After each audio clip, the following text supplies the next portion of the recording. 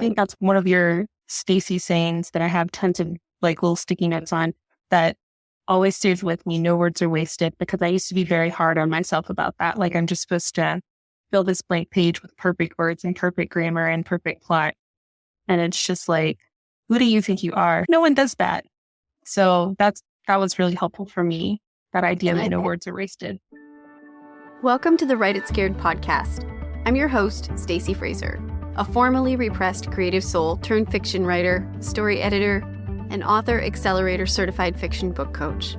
At Write It Scared, we tell the truth about why writing a novel is so hard by acknowledging that most writers grapple with two stories: the one they want to put on the page to the best of their ability, and the often subconscious internal story that prevents them from doing it.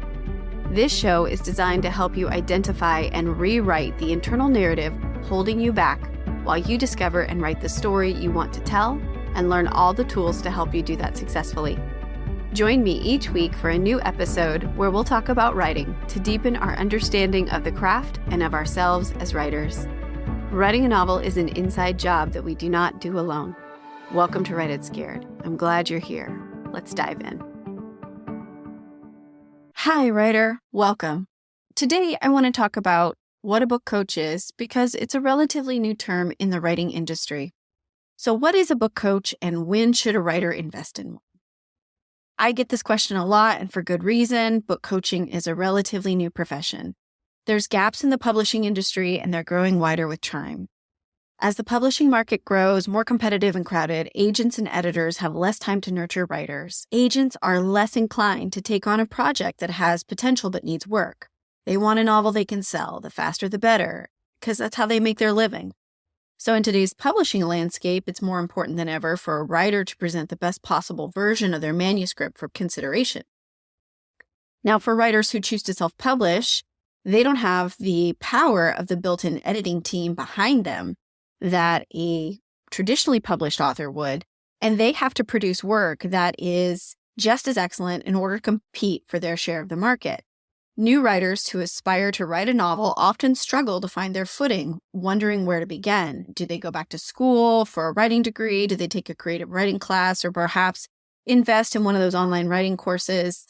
A book coach can help fill all those gaps. So what is a book coach? It's someone who loves story, loves books, and loves helping writers. They can step in at any point along the writing journey, planning, drafting, revising, or even pitching. They are trained to provide professional, informed editorial feedback and clear steps on what to do next to strengthen the manuscript or story idea. They support and guide writers through the emotional roller coaster of writing a novel. They understand the publishing industry and can help guide writers on how to best reach publishing goals. They work with writers in a spirit of compassion and personal growth. They are 100% invested in the story and in the development of the writer. And they also provide the accountability and the structure. They coach, teach, cheerlead, and they'll help you stay away from matches and dumpster fires. I can think of no better way to show you what working with a book coach is like than by letting you in on a conversation that I had with my client, Monique. Monique graciously allowed me to interview her on how book coaching has impacted her writing. I hope you enjoy it. Hi, Monique. Thank you so much for joining me today. Hi, Stacy. Thank you for having me. Monique is a client of mine. She's a fantasy author and currently working on a young adult fantasy novel. And today she's agreed to come on and do an interview with me to speak to how working with a book coach impacted her writing. And I am so grateful to you for doing this. And it's just so wonderful to see you. It's good to see you too. I'm so grateful for you coming into my life, because we both know where I'd be if you hadn't. Would you tell us how and when your writing journey began? I started writing songs when I was 5. I specifically remember because it was a terrible song that I memorized for like years, and I won't sing it now. And then I started doing stories, I think when I was a kid, when I was 8, 9. And then I started seriously writing in like middle school, high school. I won some awards. I wrote some then and in college. And then it kind of stayed like something I kind of did on the side as an adult. So I've been writing for a really long time. Did you pursue writing when you were in school and in college? Or did you pursue something else? I didn't pursue writing in college. No, I wanted to, but I think like a lot of us, I didn't follow my heart so much as I followed my brain. But I did work it into my career anytime I got a chance to, and still do today. I think that's true for a lot of us, that we have that desire, but for whatever reason, didn't pursue it then. So when in your writing journey did you become serious about writing a book? I honestly couldn't tell you when I started becoming serious about writing my first book or pursuing my first idea for a book. But for this current one, probably about 5 years ago is when I started with the idea. And what beliefs did you have about your storytelling and your writing abilities when you first started noodling that story around? I think the biggest one that like really impacted the way I showed up for that book was that it had to be a very closeted pursuit, that it had to be something that I did on my own, that I didn't tell anyone about, that I didn't talk about, that I didn't bounce off of other people. Now that I think about it, I like let no light in on it for 4 years. And I just thought it had to be a really solo pursuit. And there's nothing wrong with that.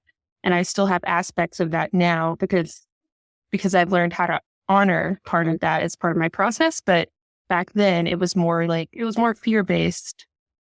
And I was never going to be okay with that book actually being out in the world. It was always going to be in my head or on my personal Google Drive where no one else could get it. Can you speak to maybe some of the thought processes that you had that kept you thinking you weren't comfortable about this story really being in the world? Yeah, I've done so much work around getting myself out of that headspace that it's been a while since I've been there. But for me, writing is a very personal thing. I'm not really sure why I felt like it had to be something that I didn't want to be out in the world. I know a lot of it is probably what everyone is afraid of, right? Like rejection and someone telling you that you're not as good at it as you thought you were.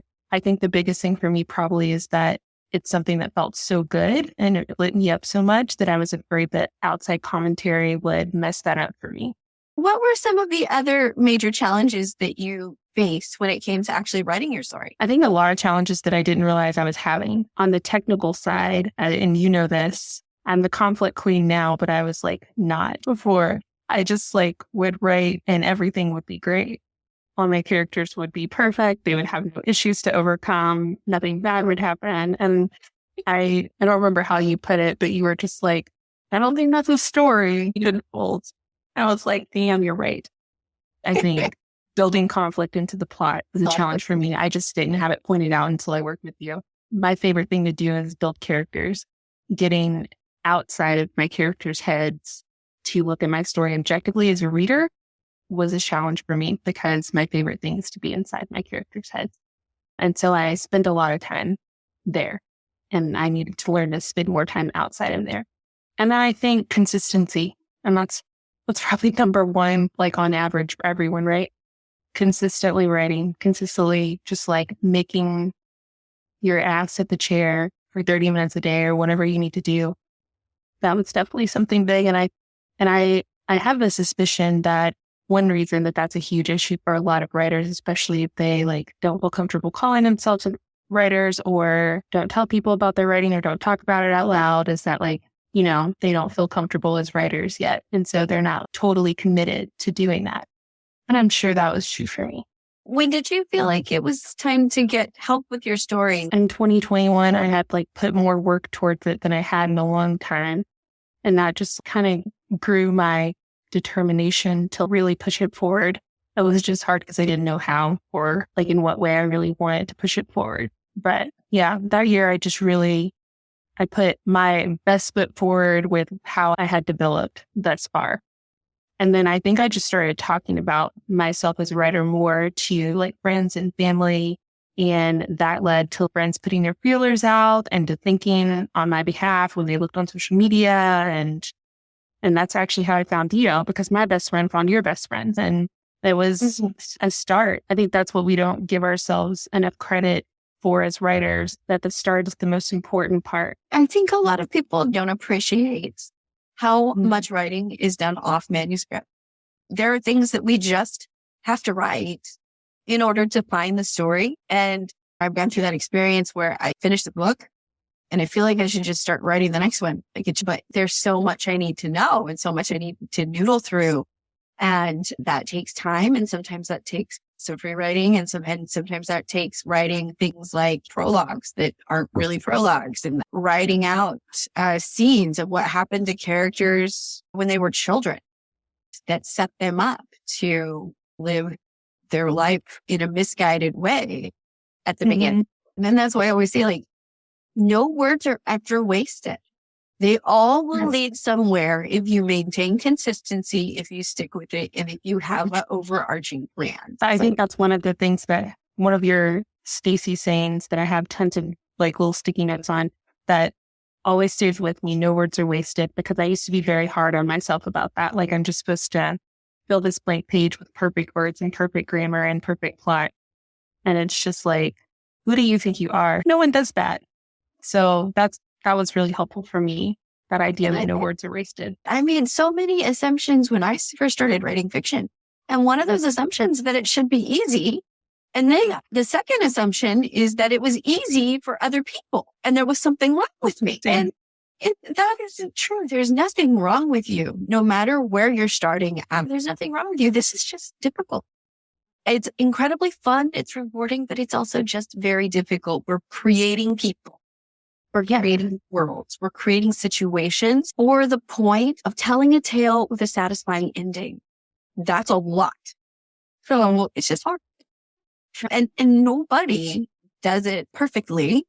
I look at my shelf and sometimes I'll say to writers, I'm like, okay, so riddle me this. What did Stephen King and Lee Verdugo and Wilbur Smith and Victoria Aveyard, and there were some other writers I have in here with me, Susan Collins. What do they all have in common? Those people write in totally different genres. What do they all have in common? You write one word at a time. They write stories one word at a time. You know, they put their pants on just like we do. No words are ever wasted, and there's nothing wrong with that. And the most important thing, really, it doesn't matter where you start as far as like experience level or anything like that. What matters is that you do start and that you enjoy it and that you continue. What concerns did you have about working with a book coach? My biggest concern was like the loss of that safe space that I'd created. I remember being crazy terrified when you asked me to send you something. I was like, do I have to? Like, is there any way that we could do this without you reading it? But of course there wasn't. That was my biggest fear. In terms of concern, and I still have a little bit of this. I think it's important that probably all writers do have a little bit of this when they're protecting their work, but like, I'm very careful about showing other people my work just because I'm a very, very big gut writer. I go with my gut on everything, plot structure, characters, every piece of it has to feel like it fits to me before I am ready to say it's done. I am always afraid that like, if I show my stuff to someone that they'll like encroach on that, or they'll pressure me to go along with their thoughts. I think you should always be your biggest judge of when something's finished or when something's good. But stories are made for people. And so I think it's important to let people see them and let them breathe. And I think that you taught me to do that and to trust that no matter what comments you get, you can still be the final judge on it. You don't have to change your stuff all around just because someone says something. And you can stick to your strategy. And that's why you make a strategy, so that you don't go all willy-nilly when people give you input. So I think that was probably my biggest fear. I was just really afraid to trust someone to come into my process and to possibly alter my process. I think that is so relatable to so many people. Our stories they're sacred. They're a piece of our soul. At least I think they are. And they're vulnerable in their personal. So it's a sacred space to enter with a writer, to be in the creative process with them. I think when you write, when you're making up stories and making up people, even if you don't realize you are, you're being very vulnerable. Yeah. You know, you're putting your thoughts and feelings and beliefs and everything on paper, even if you're not saying them explicitly. And especially if you're not a person who's used to sharing those kinds of things with other people, or you're just scared of sharing them with people you don't know. It's scary, even if it's through characters who aren't you. That's why I call it Write It Scared, because you have to. You know, the process can be very scary. And I think that the key is looking at the pieces of the process you're afraid of and getting down to the causes and conditions of what's really holding you back and asking, is it worth it? Is it worth it for me to step out and take risks? And it usually is, because usually the fears are not, they're just they're expectations that we have of things that will happen. We don't know for sure. We don't have a crystal ball. And so, yeah, finding and cultivating that inner safety to be able to continue, right? To put the words on the page, to be brave and share them with somebody.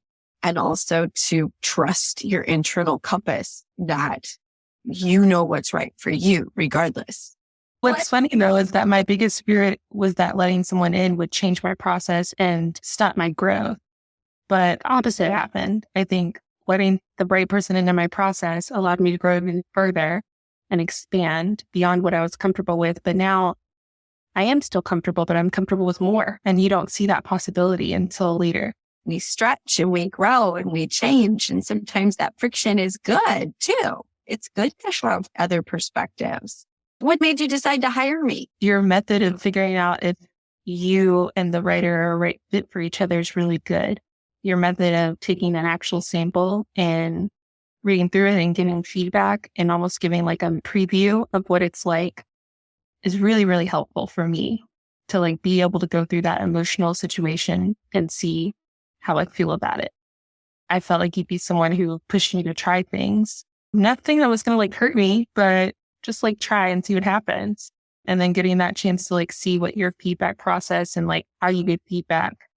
That was really helpful for me. You have to think, is this coach going to like guide me and show me what worked and what did not work and why and how I can determine that on my own going forward and how I can change as I go. You need someone who's going to be like a strategist for your book. And you don't know that if you've never had a coach, likely. That is a really good analogy, like a strategist, someone to strategize with. But if you've never even been your own strategist for your book, you don't know to look for that in a coach. I think your first thought is, I just really hope she likes it, or I really hope it's not complete crap. I really hope she like validates that it's okay that I'm spending time writing and I shouldn't just like hang it up. I hope she doesn't validate those worst fears that I have. I think that's probably what many of us are thinking if we don't share our work. I'm sure that was what I was thinking. But yeah, I think like natural talent is great, but consistency and doggedness and hard work is going to win every time because you're always going to grow. And if you have a good coach, no matter where you are at writing at that time, because now I think I went back and looked at what I sent you a year ago and I was like, God, those other things are always going to win against that. You're always going to get better because you have a path forward and you know how to. And someone who can like help you stay inspired along the way. If you get discouraged and you're like, F this strategy, it's nice. It's nice to have a partner who's going to remind you of the pieces that are really important and why it's important and why you want to write this and why what you're feeling right now is not the biggest deal in the world and it's okay. Like, or you can take a pause if you need to, but keep going. That partnership is really, really invaluable.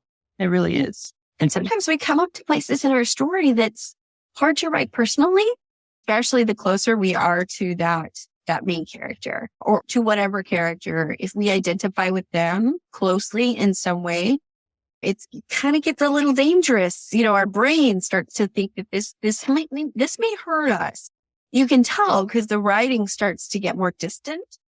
And so sometimes it's a place to know that, okay, we need to slow down here and either look at this and see how sensitive this is or come back to it later. Yeah. So it's lots of meeting people where they are and guiding people to meet themselves where they are. Yeah. Writing is oftentimes spacing yourself. Back when I started, it was like, well, you just write a book, just write a story, but actually a writer has two jobs. They have to write the story they want to tell to the best of their ability. And they have to figure out how to rewrite the internal story that's been holding them back. What would you say has changed about your writing and your storytelling since we worked together? I think a few things. One, I have a lot more confidence in my ability to approach my writing from like more of a multifaceted approach. I can think about strategy and plot structure and character development. I can think about all of those things at once as I'm writing and I'm building things out. And I trust myself to do it at the same time that I rely on my gut and I feel out if things feel good or not. And before I didn't have that. I didn't have that trust. And I think that's really crucial for your foundation if you're going to actually move forward. I think you move forward more quickly and more assuredly when you can do that. And that's just something that's got to be built. And I'm just a lot less afraid to share my writing with other people because it's just not the end of the world if I do. And as you know, I joined a writers group this year. I talked to you about it first just to run through it because I was terrified. But I did, and that's been really wonderful. Even if you're just bringing short stories or whatever, it keeps you in the habit of writing and it gets you in the habit of talking to other people about it. And it also develops your critique skills. And so I think just being more open, period, and being a lot more confident in my ability to shape something that matters and that can affect other people and can talk about real things. I think that's the biggest change. It almost makes me cry. You're a walking demonstration. That's really what it is. I mean, you're a demonstration of somebody who's moving forward after what they want and has a lot more global view of how to do it. You helped me do that. Well, it was totally my pleasure. What advice would you give to another writer, who had a situation similar to yours? Big story, a lot of resistance, a lot of fear holding them back. What advice would you give? I think my first piece of advice would be to ask yourself some really critical questions and be as honest as you can about them. I would ask yourself where you think your fear is coming from and what you think you're really afraid of. And I'd also ask yourself, what are the worst things that could happen if you shared your story with anyone? If someone gave you a piece of negative feedback, if what you thought was true about your story isn't. I'd make a list of the worst possible outcomes that your brain can come up with. And then I think about, what do you think would happen if they happened? Would the world burn down? Would you lose all confidence? Would you never want to type again or write? What realistically would happen? And is it as scary as your brain thinks it is? And I think what was really important for me, and I don't think I even got there until a couple of months after we started working together, is even if those things do happen and they do end up being really, really scary, is it worth stopping, even if it happens? Even if someone says this sucks, are you still if someone says it sucks, do you no longer want to write? Or do you still want to do it because you still like it or you still love it or you still want to figure out what happens? I think a lot of times, at least for me, fears stop me in my tracks and I just don't go forward. I don't think about the fact that even though I'm afraid of this thing, I still really want to do it. And if that's true for you, then I think I would suggest that you consider what you need to keep going forward. If you find that you do still want to go forward, if those things were to happen and the world didn't burn down, what do you need? Do you need support? Do you need to slowly get a little breather at letting people read things? What is that? What do you think you need? And then go from there. That is a really important takeaway, is paying attention to what's going on underneath the action that you're taking, underneath the thought that is fueling it. So, and that's a big part of my process when I work with writers. And what you were telling me, I was thinking I think I hired you the assignment where we're evaluating, what do you want? What's your ultimate wants? What's your but? I want to write this book, but looking at what that but is, right? I still have that document too. And I look back at it. I mean, and it was totally grueling when I had to do it. I was like, Stacey, God.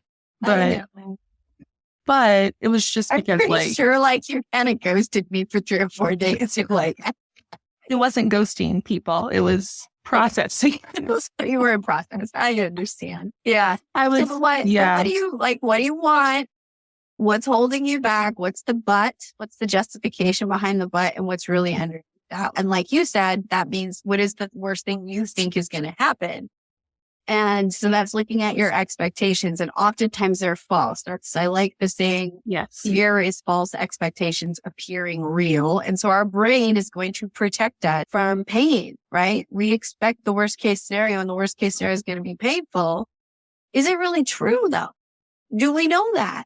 And so the answer is no, we don't know. We don't have a crystal ball. So When you have that thought, you get to ask yourself, does this serve me? Because our thoughts become action. And, if we're leaning into unhelpful internal narratives, the actions that we take will be in opposition of what we want. It's learning how to examine those internal unhelpful narratives and then changing them to what we want to be true, what could be true, what is true. Did you literally made me do that too? You know what? Now that I think about it, maybe I did ghost you. You literally rephrased them into like what I want it to happen, what I want it to be true. And and also I was ghosting myself, right? I think it's scary answering your deepest fears. But when fear comes up like that and it slams you in your face and it puts the brakes on, it's trying to keep you safe. And sometimes that's necessary and you're supposed to listen. Don't touch hot fire, whatever. Right. But, up here cannot differentiate between real threat and perceived threat. We have the same physiological responses to it. And that is the key, is to examine for the truth and write the story that you want to be true for yourself. You're the only one that can. The permission has to come from here. And it takes time to build that. It does. That's so true. I feel like I have that permission now. It feels a lot more spacious when you write, when you give yourself that permission. I think one of the biggest things that I got from working with you is just becoming more comfortable, for lack of a better word, with writing while you are scared. I think a lot of the coaching was lots of different reiterations of, you're scared, that's fine, keep going. You're scared, that's fine. You're scared, take a break, that's fine, keep going. Like, it's like this little thing this fear is something that's built into you. It's like never going to be completely gone. But if you don't learn to do what you love with it in the passenger seat or the back seat or whatever, you will never do it. And you have to build that muscle. Hey, writer. So that's about the end of the interview. And I hope you can see that a big part of writing is just learning to sit with uncertainty and discomfort and finding ways to work through the self-doubt. And Monique's story is a beautiful demonstration of that. Thank you again, Monique, for being willing to share. So if you are facing uncertainty, if you feel shaky about your writing, just know there is nothing wrong with you, that every writer feels this on some level. And the key is starting and continuing and remembering to find your joy in it. Because if you don't have that, then what is the point? Resistance is always going to come up. But one of the ways we can work through it is by being in community with other people that we trust. Writing a novel is an inside job, but we do not have to do it alone. If you are interested in learning more about working with me as a book coach, please go to my website, writeitscared.co. I also have a host of free resources there, everything from novel planning to drafting and getting started with revision, as well as what to do with mindset wobbles like procrastination and perfectionism. I hope that this helps you have a better understanding of what a book coach is and what working with a book coach is like. And if you have any questions, please reach out to me at stacy@writeitscared.co. And I will see you next week. Thank you for listening to the Write It Scared podcast. If you enjoyed today's show, please make sure to hit the follow button so you never miss an episode. And please leave a review. Reviews help other writers like you find the voices and messages they need to hear to continue to write their stories. Let's lift each other up. Remember, you can be scared and still be unstoppable. I'll see you next week.